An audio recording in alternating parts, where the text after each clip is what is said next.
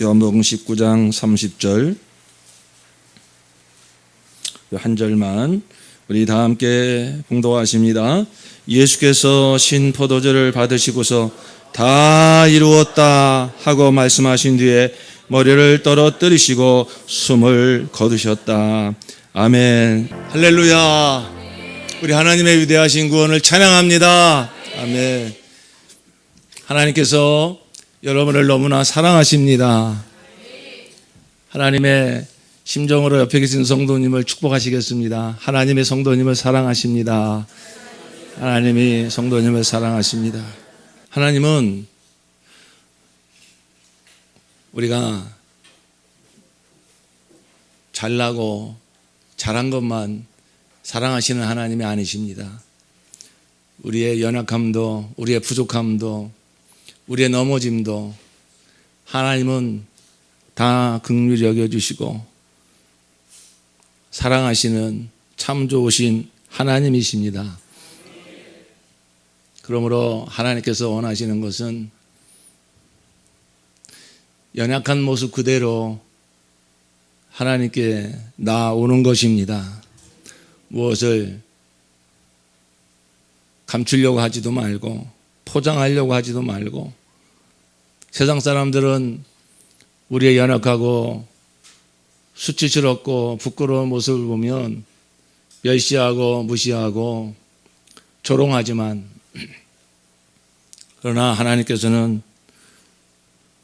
우리의 연약함을 통해서 오히려 더 우리에게 가까이 오시고, 그 연약함을 통해서 우리에게 그 참된 사랑을 나타내 주시고, 그 연약함을 하나님께 내어드릴 때 하나님께서는 우리의 강함이 되어 주십니다. 우리 삶 가운데 하나님께서 우리의 연약함을 드러내시는 것은 우리에게 수치를 주시려고 하는 것이 아닙니다. 그 연약함이 있어야, 그 연약함을 인정할 수 있어야 하나님 앞에 상한 심령을 가지고 하나님을 진실로 찾게 되기 때문이죠. 그러므로 우리 삶 가운데 드러나는 연약함은 하나님의 은혜의 통로인 것입니다. 하나님이 내 안에 들어오실 수 있는 그러한 복의 통로인 것이죠. 요한복음 4장에 보면 예수님께서 사마리아 여인을 찾아가 내 남편을 데리고 와라, 그런 말씀을 하십니다.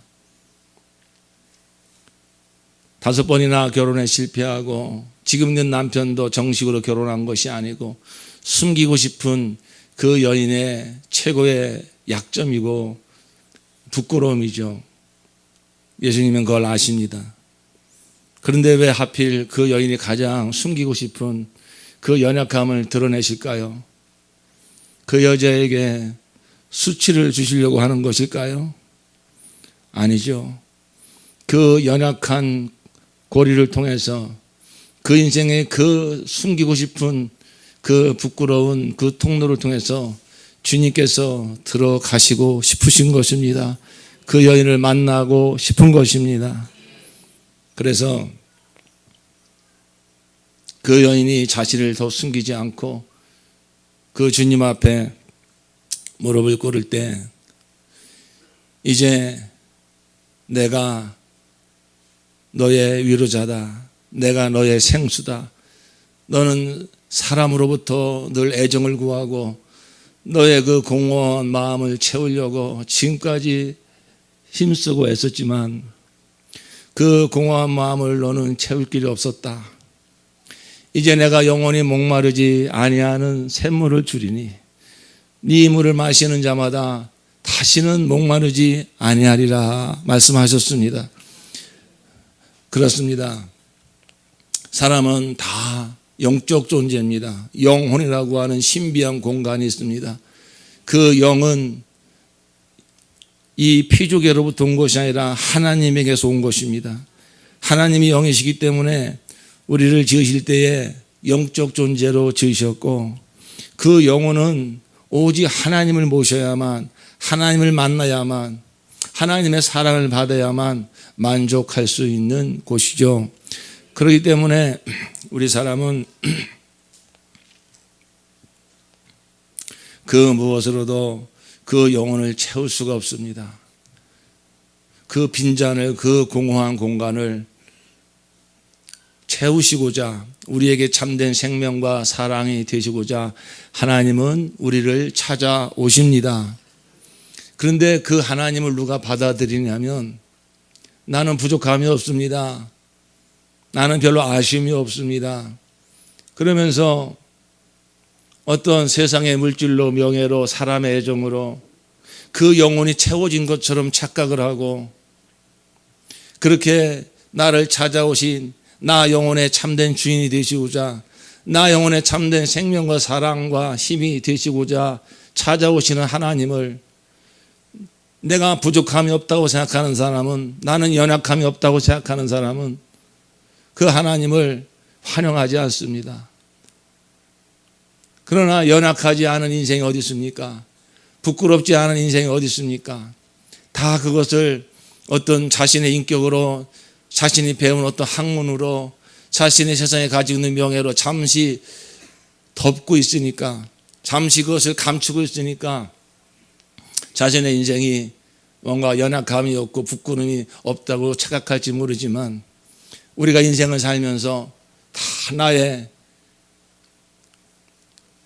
그러한 부끄러운 모습이 나타날 때가 있고, 나의 치사한 모습이 나타날 때가 있고, 나의 연약함이 드러날 때가 있죠.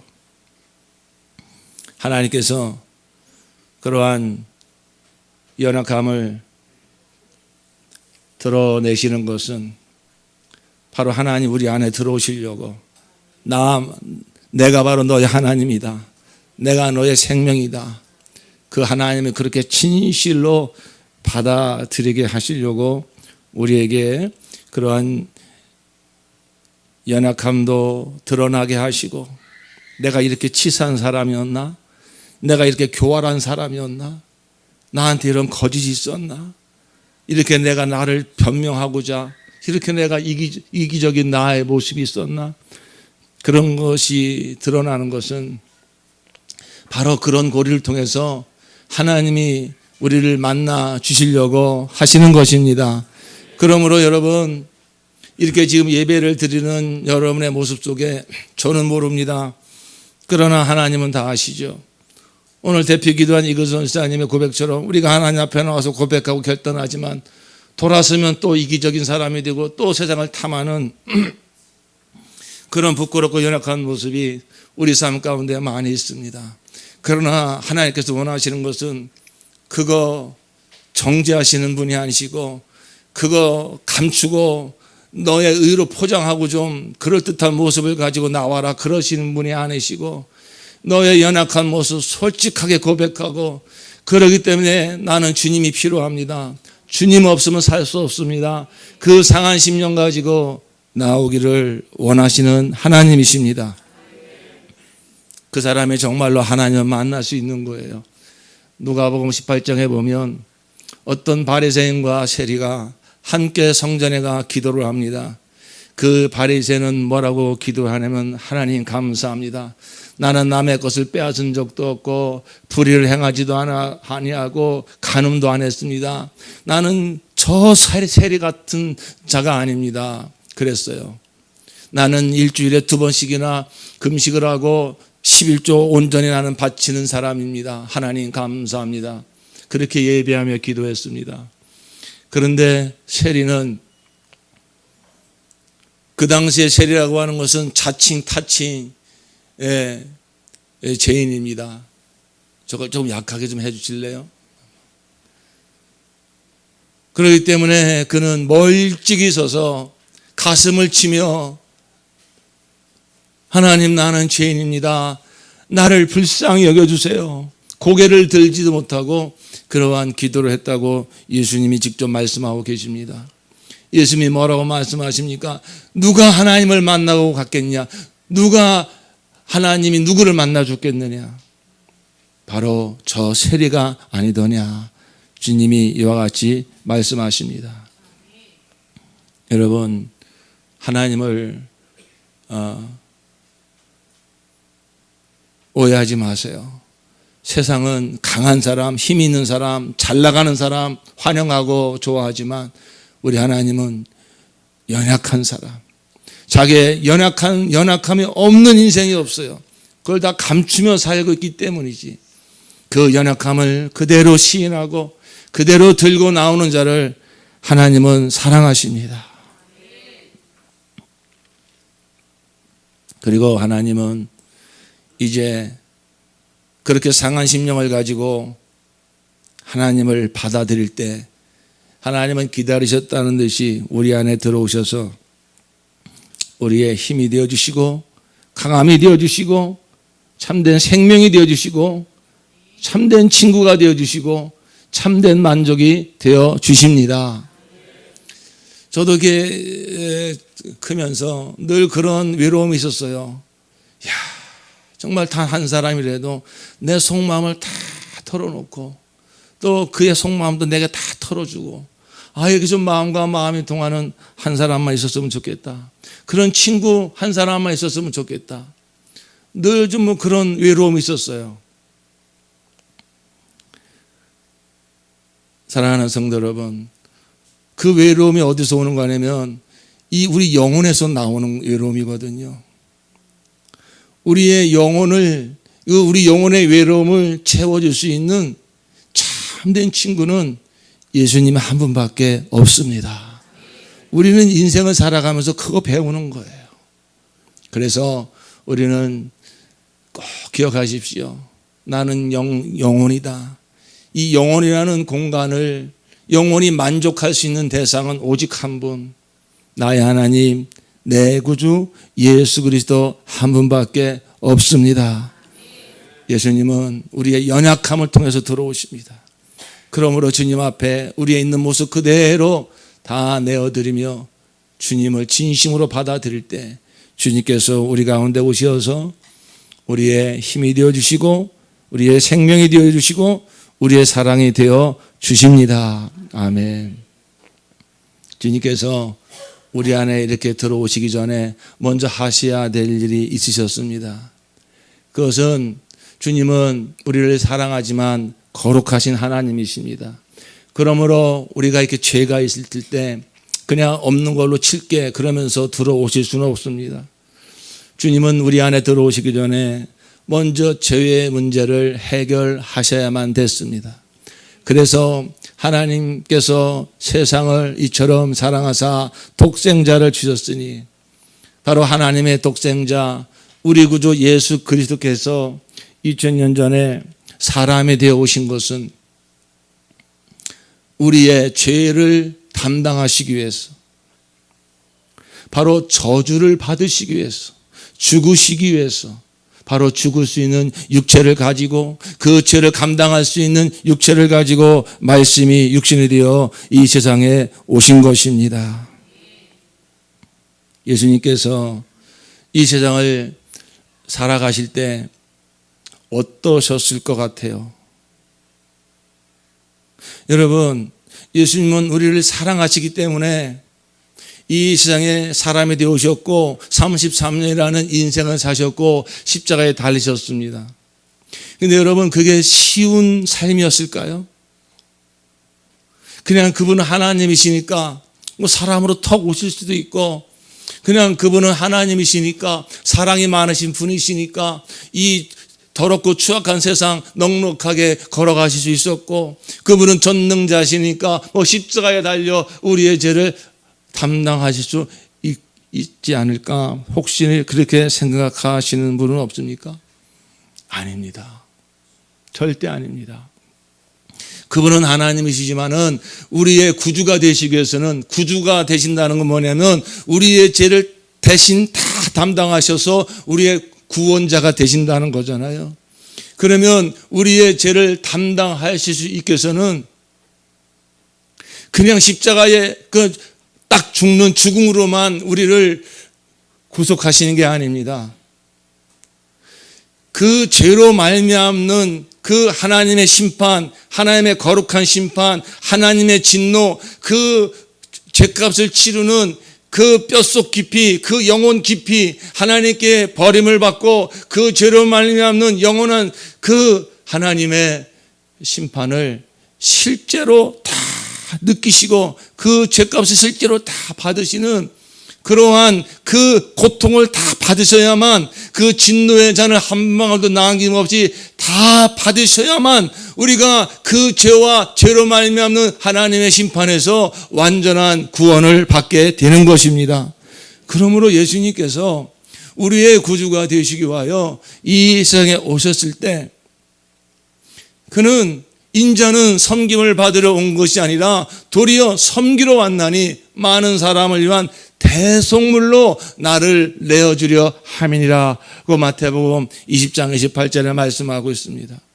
여러분, 예수님이 우리의 구주가 되시기 위해서 받으신 고통을 얼마나 아십니까? 내가 받아야 될 그 죄값을 예수님이 하나도 남김없이 다 받으시려고 사람으로 오셨고 인생을 사셨고 십자가에 달리신 거예요. 왜냐하면 한 방울이라도 내가 받아야 될 그 죄값을 예수님이 놓치셨다면 그 죄 때문에 우리의 구원이 완전하지 못하고 우리가 지옥 가게 되니까 우리가 받아야 될 그 죄값을 한 방울도 다 남김없이 받으시는 거죠. 우리가 이 세상을 살면서도 정말로 사람이 겉으로는 멀쩡하지만 속이 얼마나 부패했습니까? 그래서 성경에도 만물 중에 가장 부패한 것이 사람의 마음이거늘 어찌 이를 알 수 있겠느냐, 그런 말씀. 예수님도 말씀하셨어요. 입으로 들어가서 뒤로 나가는 게 더러운 게 아니라 내 속에서 입으로 나오는 게 더럽다고. 각종 시기와 질투와 정욕과 음란과 원망과 불평과 두려움과 신경질과 짜증과 무시와 무관심과, 여러분, 이러한 모든 것이 사람 속에 가득해요. 그래서 그것이 순간순간 드러날 때 우리는 나에게서도 그렇고 상대방에게서도 그렇고 그러한 그 죄악이 드러날 때마다 얼마나 마음이 힘듭니까? 사람이 왜 이 모양인가? 어떻게 저런 말을 할 수 있지? 어떻게 저런 생각을 할 수 있지? 어떻게 사람이 저렇게 교활하지? 이런 우리가 세상을 살면서 이런 죄악을 맞닥뜨릴 때 우리의 마음이 얼마나 힘들어집니까? 똑같은 죄인임에도 불구하고, 우리가 똑같은 죄인임에도 불구하고 그런 모습을 볼 때 얼마나 힘듭니까? 그런데 예수님이 누구십니까? 그분은 아무런 죄도 없으신 분이에요. 근데 그 예수님이 이 세상에 사람으로 오셔서 이 세상을 지나가실 때 많은 사람들을 만나시잖아요. 자칭 자기가 의롭다고 하는 그 바리새인들, 차라리 세리처럼, 차라리 창녀처럼 나는 죄인입니다, 솔직하게 고백하면 그나마 낫죠. 그러나 많은 제사장들과 율법사들과 많은 서기관들과 그 종교 지도자들은 자기가 의롭다고 생각하는 사람입니다. 그러나 예수님은 그 속을 보시는 것입니다. 이 회칠한 무덤 같은 자들아, 겉은 멀쩡하지만은 그 속에는 드글거리는 그 썩어가는 그 죄악, 예수님은 그걸 다 보시는 거예요. 여러분, 이러한 죄악의 악취가 가득한 이 세상을 지나가시는 예수님의 마음이 어떠셨을까요? 얼마나 고통스러우셨을까요? 그러나 예수님은 우리의 온전한 구주가 되시기 위해서 그 인생의 길을 온전히 걸어가시며 그 죄악된 모습을 기꺼이 가까이 하시며 그들을 불쌍히 여기시며 그 드러나는 추악한 죄악들을 보시면서 예수님은 멀리 하시는 것이 아니라 바로 내가 저 죄악들을 다 끌어안고 저 죄가 받아야 될 하나님의 심판을 내가 받으리라. 주님은 그러한 마음을 가지시고 인생을 사신 것이죠. 드디어 예수님께서 십자가에 달려 죽으실 때가 됐습니다. 이 죄악이 가득한 세상을 지나가시는 것도 참 힘드셨을 텐데 이제는 그 죄를 실제로 죄값을 치르는 십자가에 달리셔야 됩니다. 예수님이 그 십자가에 달리실 때 예수님 마음이 어떠셨을까요? 당신은 하나님의 아들이시니까 그냥 용감하게 탁 달리셔서 우리의 죄 그냥 완전히 사해 주시고 그러시면 되시지. 아니에요. 예수님은 하나님이시지만은 그가 우리의 구주가 되기 위해서는 신성을 완전히 감추십니다. 100% 인성을 가지고 사십니다. 우리와 성정이 똑같으십니다. 다만 죄가 없으실 뿐입니다. 우리가 겪는 외로움, 우리가 겪는 모든 그 어떤 피곤함, 굶주림 다 느끼십니다. 예수님은 완전한 사람으로 사시는 거예요. 그래야 우리의 온전한 대표가 되실 수 있잖아요. 우리의 온전한 구주가 되실 수 있잖아요. 그래서 그는 신성을 완전히 감추시고 완전한 인성을 가지시고 우리의 구주가 되시는 거죠. 드디어 예수님이 십자가를 지시기 전날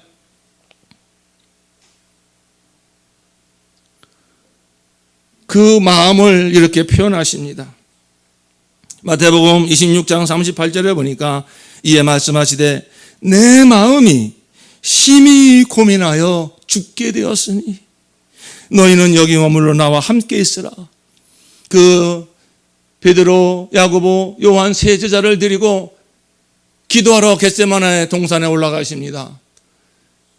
그러면서 그 제자들에게 당신의 마음을 이렇게 드러내시는 거예요. 아니 이왕 죽으실 거면 이왕 죽으실 때가 됐으면 그냥 죽으시면 되는데 아니에요.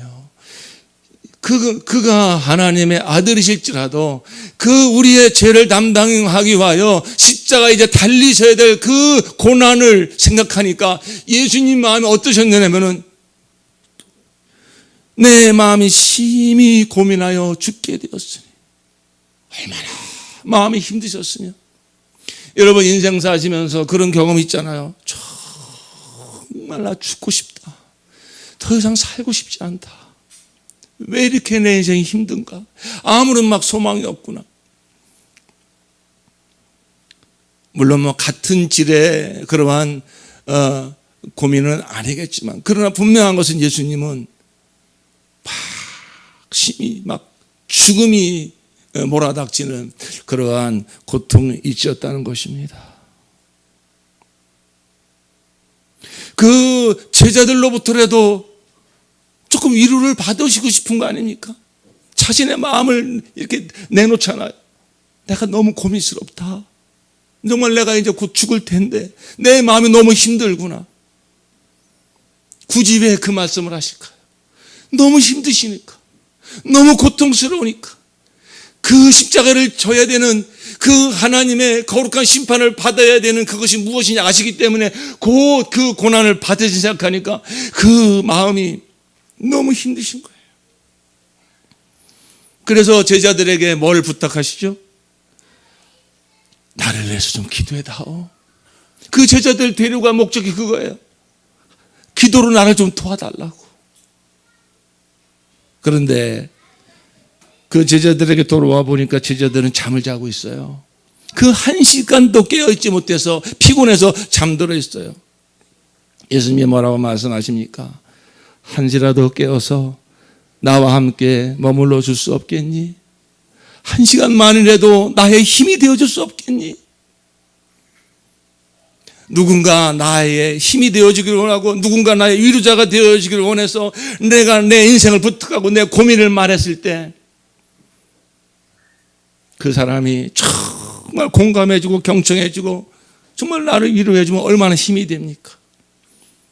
근데 내 마음 같지 않잖아요. 내가 좀 위로받고 싶어서 내 마음을 좀 열어놔도 정말 내 마음 같이 이렇게 위로해 준 사람 별로 없습니다. 예수님도 그 순간에 고난을 담당해야 된다는 그 엄습해 오는 그 두려움, 그리고 조금이라도 위로를 받고 싶은 제자들의 그 말씀하신 주님의 마음. 그러나 속절없는 제자들은 너무나 피곤해서 다 잠들어 있어요. 그 1시간도 깨어있지를 못해요. 주님의 내비치는 그 마음, 그 얼마나 외로우셨겠습니까? 내가 이렇게 3년 동안 같이 다니고 내가 이렇게 그들에게 복음을 전했어도 내가 하나님의 아들인 걸 그렇게 가르쳤어도 정말 제대로 알아듣는 사람이 아무도 없구나. 이제 그 하나님의 구원의 역사 십자가를 고치게 될 때 그 일을 위해서 기도해달라고 부탁했는데도 그 기도를 하나 들어주는 제자가 없구나. 그때 예수님이 느끼시는 그 외로움이 얼마나 컸을까요? 여러분 꼭 기억하셔야 됩니다. 예수님은 우리의 구주로 오셨지만 우리의 죄를 영원히 대속하시고 우리의 구주로 오셨지만 그 죄를 감당하시는 그 구원의 역사는 결코 쉽지 않았다는 사실. 온 마음이 다 찢어지는 그 처절한 두려움, 외로움, 그 고난을 다 받으시면서 우리의 구주가 되셨다는 사실을 꼭 기억하시기를 바랍니다. 하나님의 아들이신 그분이 왜 그러셨습니까? 왜 이러한 고통을 감당하신 것입니까?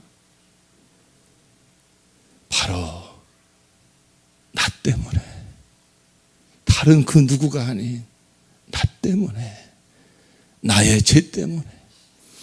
우리는 예수님의 십자가를 바라다 볼 때 온 인류의 죄를 감당하시기 위해서 그렇게 말씀하시면 안 됩니다. 예수님이 십자가에서 그 말할 수 없는 그 고난을 감당하시는 것은 바로 나의 죄 때문에, 나의 이기적인, 나의 그 더러움, 나의 추악함, 나의 음란함, 나의 그 교활함, 나의 그 거짓.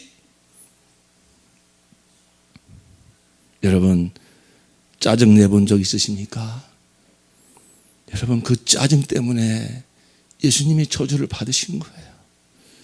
여러분 잘난 척 한 적 있습니까? 그 잘난 척 한 것 때문에 예수님이 십자가에 찢겨지신 거예요. 남을 비난하고 험담한 적 있으십니까? 여러분 그것 때문에 예수님이 찢기신 거예요. 남을 배신하고 남의 마음을 아프게 한 적 있으십니까? 여러분 그것 때문에 예수님께서 그 말할 수 없는 처절한 고난을 받으시고 찢겨지신 것입니다. 예수님이 이 땅에 오신 것은 저주를 받으시려고 온 거예요.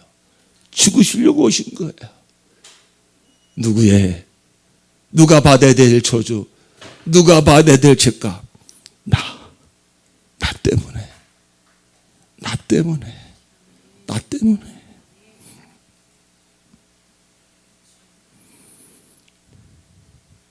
이 길이 아니고서는 우리가 제사함 받고 하나님께 의롭다 인정받을 수 있는 다른 길이 없기 때문에 우리가 지금 구약성경 읽어가면서 왜 그렇게 많은 제사를 드리고 있습니까? 피에 생명이 있나니 바로 이 피가 죄를 속하느니라. 이건 하나님의 법이에요. 우리가 정말로 이 죄에서, 이 육체에서, 마귀에게서, 세상에서, 지옥에서 완전히 해방될 수 있는 것은 우리 인간의 어떠한 선함도 아니고 어떤 의로움도 아니고 어떤 지식도 아니고 어떤 종교적인 열심도 아니라 나 위하여 십자가에서 흘리신 예수의 피밖에, 그 모든 죄와 사망에서 나를 구원할 수 있는 것은 오직 예수의 십자가에 흘리신 피밖에 없습니다. 이건 하나님의 법일 뿐만 아니라 실제입니다. 정말 예수의 십자가 피를, 나의 의는 내 죄가 사함받을 수 있고 하나님 앞에 의롭다 인정받고 나갈 수 있는 길은 내가 복음을 알고 보니 나의 어떤 선함도 아니군요, 나의 의로운 행위도 아니군요, 나의 어떤 착한 인격도 아니군요. 오직 나 때문에 십자가에서 그 처절한 고통을 받으시고 흘리신 예수의 피만이 이 모든 죄와 사망에서 나를 구원하실 수 있습니다. 오직 예수의 피만이 하나님 앞에 내가 의롭게 나갈 수 있는 유일한 의입니다. 이 믿음을 가지고 하나님의 구원을 확 받아들일 때, 십자가의 피를 믿음으로 확 받아들일 때, 믿음으로 예수의 피를 내가 믿음으로 마실 때, 그동안 그렇게 눌려있던 모든 죄와 세상과 육체와 사망과 율법과 모든 마귀와 모든 지옥의 묶임에서 자유케 되는 것입니다. 이게 보혈의 능력입니다. 죄에서 자유를 얻게 함은 보혈의 능력, 주의 보혈, 예수 피밖에 없어요. 세상이 알지 못하는 진리인 것입니다. 하나님께서 왜 구약시대 때 그 많은 피의 제사를 요구하실까요?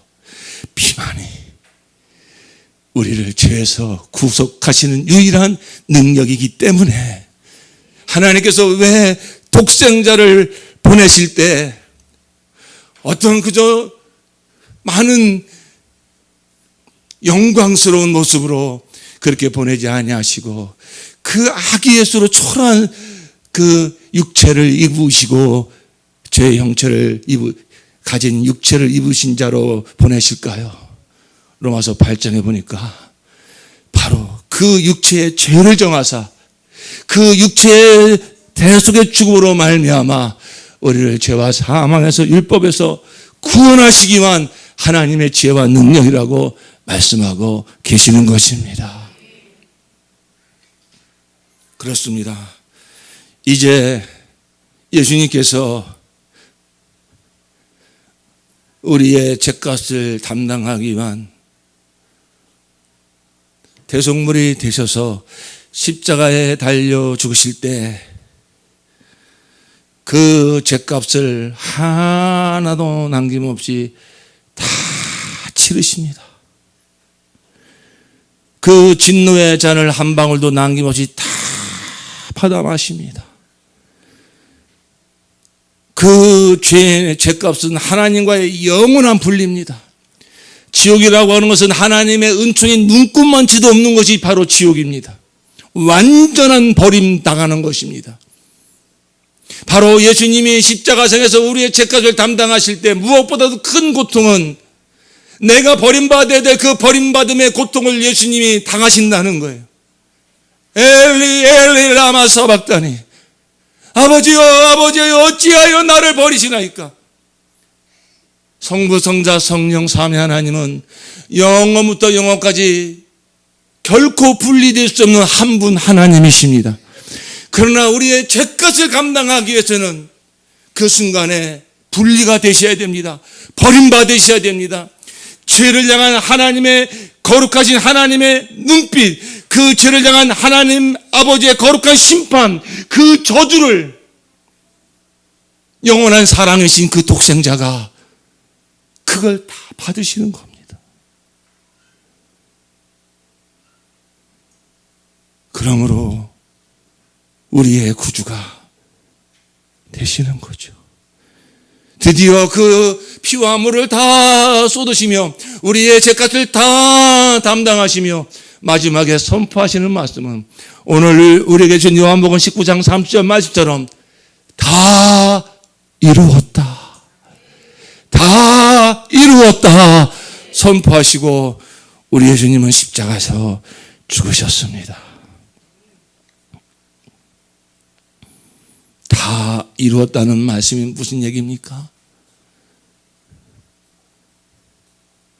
하나님의 구원, 우리의 죄를 그 아들에게 담당시키셔서 하나님의 아들 우리 구주 예수 그리스도가 우리의 죄값을 다 치르심으로 우리를 죄와 사망에서 구원하시고자 하는 하나님의 구원이 바로 그 순간에 예수님의 십자가의 그 고난을 통하여 우리의 죄값을 완전히 다 치르시는 그 하나님이 계획하시고 하나님이 지금 집행하시고 그 아버지의 뜻을 받들어 십자가에서 물과 피를 다 쏟으시며 그 고난의 잔을 다 받으시며 우리를 구속하신 하나님의 구원의 역사가 조금도 남김없이 조금도 부족함이 없이 다 이루었다는 것입니다. 할렐루야. 뭐가 부족함이 있습니까? 나의 구주가 되시기 위해서 내 죄값을 다 치르시고 우리의 구주가 되시기 위해서 십자가에 죽으시는 예수님의 그 고난 속에 예수님의 그 피 속에 우리가 구원받기 위해서 뭐가 부족함이 있습니까? 거기에 무엇을 우리가 더 플러스 알파해야 됩니까? 우리의 의가 더 첨가되어야 됩니까? 우리의 어떤 선함이 더 첨가되어야 됩니까? 아닙니다. 다 이루신 것입니다. 그러므로 우리가 하나님의 위대하신 구원, 예수님의 십자가의 완전한 구원을 영화롭게 하기 위해서는 그 다 이루신 하나님의 구원, 예수님의 완전한 그 구속의 역사를 우리는 조금도 부족함이 없는 걸로 받아들이고 그대로 믿어야 하는 것입니다. 그대로 믿어야 하는 것입니다. 갈라디아 교인들처럼 어리석도다 갈라디아 사람들아, 너희를 위하여 십자가에 못 박혀 죽인 예수가 밝히 보이거늘 어찌하여 너희는 또다시 거기다가 할례를 덧붙이느냐, 또다시 율법으로 돌아가려고 하느냐, 또다시 너희의 의를 첨가하려고 하느냐. 내가 너에게 전한 예수 외에 그 십자가 복음 외에 다른 것을 전하는 자가 있다면 그가 거짓교사요, 그가 사탄이요, 그가 이단이라고 사도 바울은 단호하게 말씀하고 있지 않습니까?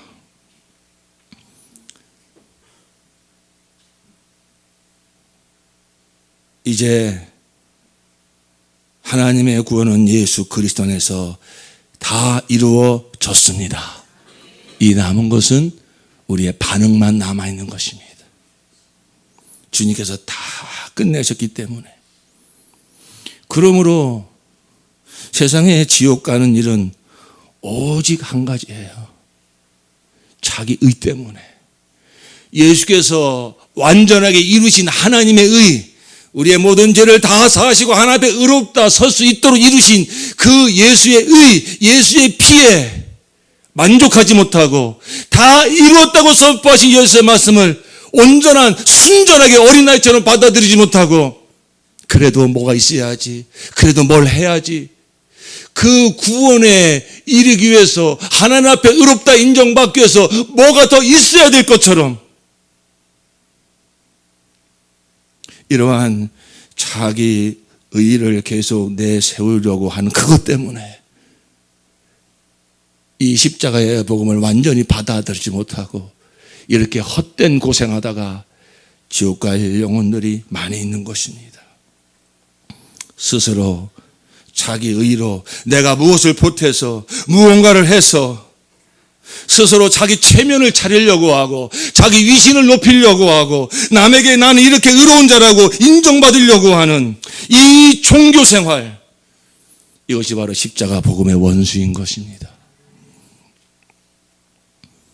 이러한 예수의 의를 어린아이처럼 100% 받아들이지 못하고 자기 의가 강한 곳에는 결코 죄에서의 해방이 없습니다. 결코 거기에서는 마귀에게서 해방이 없습니다. 그 자기 의의 덫에 걸려서 계속 마귀의 지배를 받게 되고 그러한 구속의 삶을 살게 되는 것입니다. 주님께서 물으십니다. 여러분이 마음으로 대답해 보십시오. 나는 이제 끝냈다. 이제 너는 어떻게 하겠니? 내가 받아야 될 심판과 저주를 내가 다 받았다는 사실을 이제 너는 받아들이겠니? 마귀의 참소와 저주를 거절하고 나의 사랑과 용서를 이제 너는 받아들이겠니? 스스로 치고 아파하고 괴로워하면서 또 너를 괴롭히겠냐? 아니면 나의 사랑과 생명, 이 피를 받아들이겠냐? 이것을 주님께서 물어보십니다. 이제 주님께 여러분 믿음으로 반응하십시오. 예, 제가 받아들이겠습니다. 저의 의는 없습니다. 나에게는 오직 예수의 십자가, 예수의 피밖에 없습니다. 나는 아무것도 한 것이 없고 오직 그것만을 자랑합니다. 주님이 다 이루셨습니다. 할렐루야. 이게 십자가 복음입니다. 어린아이처럼 예수님이 다 이루신 것을 그대로 받아들일 때 하나님이 기뻐하시고 그동안 알게 모르게 죄의 영역에서 구속되고 묶여있던 모든 삶에서 자유하게 될 줄로 믿습니다. 구약시대 대소금물의 피는 겉에 발라졌습니다. 그 짐승의 피는 겉에 발라졌습니다. 그래서 성령도 겉에서밖에 역사할 수 없었습니다. 그러나 나의 구주가 되신 예수의 피는 이제 우리의 육체도 강건케 하고 밖에서도 역사하지만 더 실질적인 역사는 내 영혼에 뿌려져서 내 영혼을 거듭나게 하시고 내가 하나님의 형상으로 변화되어져 가는 진정한 변화의 역사를 일으켜 주십니다. 오늘 우리가 성찬을 받을 때 이 믿음을 기념하십시오. 예수의 피는 내 영혼에 뿌려져 있습니다. 예수의 피는 영적인 역사가 있는 거예요. 그래서 여러분 믿음으로 예수의 이름을 부를 때 예수의 피가 내 영혼 깊은 곳에서 역사하는 것입니다. 그동안 묶여있던 모든 어둠의 세력들이 예수 보혈의 능력으로 떠나가게 되는 것입니다. 내 의지로 아무리 내 인격을 바꿔보려고 하고 내 삶을 바꿔보려고 해도 안 되는 것들이 생명이 바뀌었기 때문에 예수의 피가 임하였기 때문에 믿음으로 예수의 이름을 부르고 예수의 피를 부를 때에 그 예수의 피가 내 안에 생명으로 역사하여서 내 마음도 변화시켜 주시고 내 인격도 변화시켜 주시고 그 피가 내 안에 역사할 때 내 삶 속에서 예수의 열매가 나타나는, 그러므로 그 보혈의 능력은 나를 통해서 자유케 하는 역사가 그 에스겔의 예루살렘 성전에서 흐르는 그 강물이 나를 온통 적시고 그 강물이 닿는 곳마다 살려내는 역사가 있게 한 것처럼 나를 자유케 하시는, 나를 변화시키시는 예수 보혈의 강물은 저와 여러분을 통해서 우리 가정과 목장과 교회와 이 평택도시와 온 열방에까지 흘러가게 될 줄로 믿습니다. 다 이루었다고 하는 예수의 그 완전한 구원의 선포를 믿음으로 완전히 받아들이십시오. 그리고 나의 영원한 의가 되신 예수의 피를 믿음으로 늘 먹고 마십시오. 그 보혈이 우리 가운데 역사할 것입니다. 기도합시다.